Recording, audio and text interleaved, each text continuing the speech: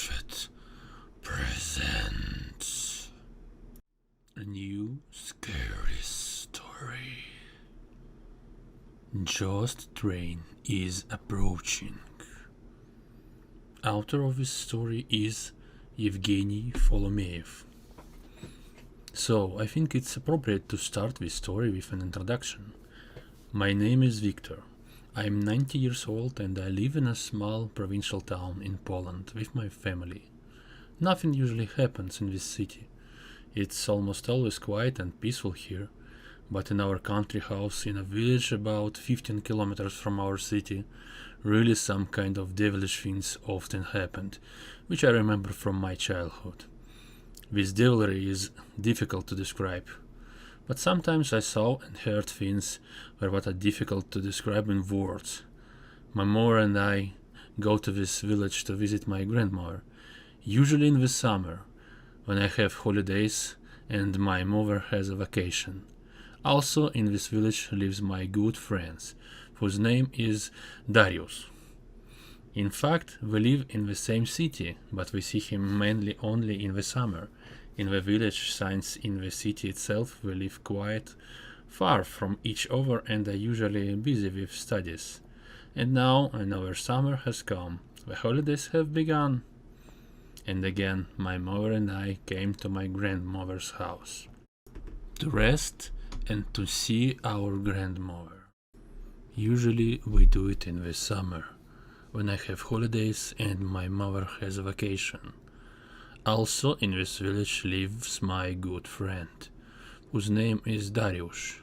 In fact, we live in the same city, but we see him mainly only in the summer in the village, since in the city itself we live quite far from each other and are usually busy with studies. And now another summer has come. The holidays have begun. And again my mother and I came to my grandmother. We are not a rich family. We don't have a car, so we must often travel everywhere by public transport. A rare and old Soviet-made electric train with wooden seats goes to a village to visit my grandmother. It seems she has been riding this road since the 80s. This summer turned out to be quite hot. It was almost impossible to go outside during the day. It was hot, but in the evening the air temperature was quite acceptable. And so, having arrived at my grandmother's, we decided to meet my friend Darius on the first evening. We haven't seen him since last summer, so we hugged each other tightly, because we missed each other so much. There was a long conversation ahead. We have to share with each other the news and changes what had happened this year, so we decided to take a walk around the village. Although the sun had already set, it was still quite light outside, and the sky was colored pink and orange, and looked very beautiful.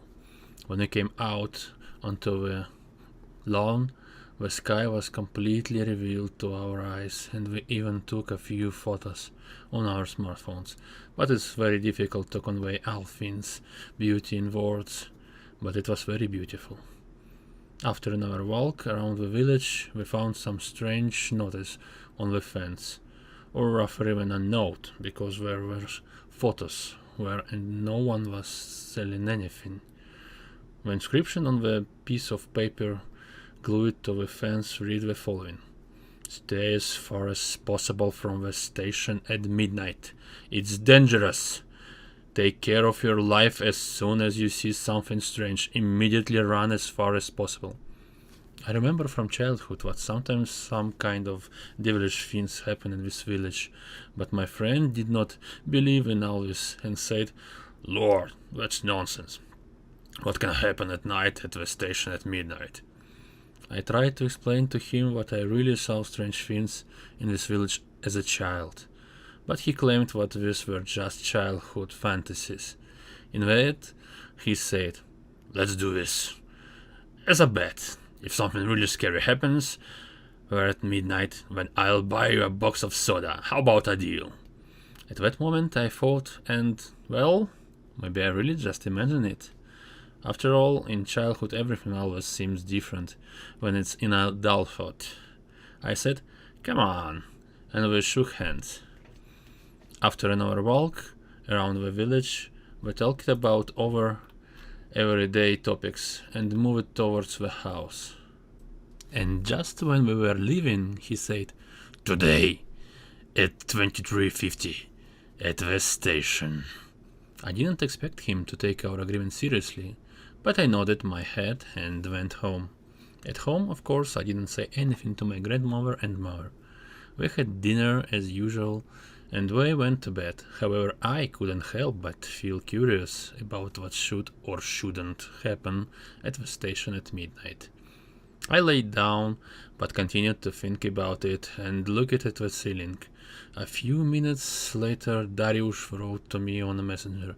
"So, what are we going?" I wrote, "I'm going, and want to get dressed." It was pretty dark outside around midnight, so I used the flashlight on my phone to get to the platform. I walked to the platform through the forest. It was dark and very quiet there. Only sometimes the silence was interrupted by the sound of crickets. Having reached the platform, my friend was already staying on it. The platform itself was empty, but that's understandable. Trains don't run at night, so there's definitely nothing to do here at midnight. The lamps on the platform were dimly lit. Some did not shine at all, and maintenance was clearly very rarely carried out here. Right at the beginning of the station there was an exit traffic light, shining a rather bright emerald color. Which illuminated the station even more than the dim lanterns. While nothing was happening, we began to actively chat with Dariusz on various topics, and then the silence began to be interrupted by some noise from afar.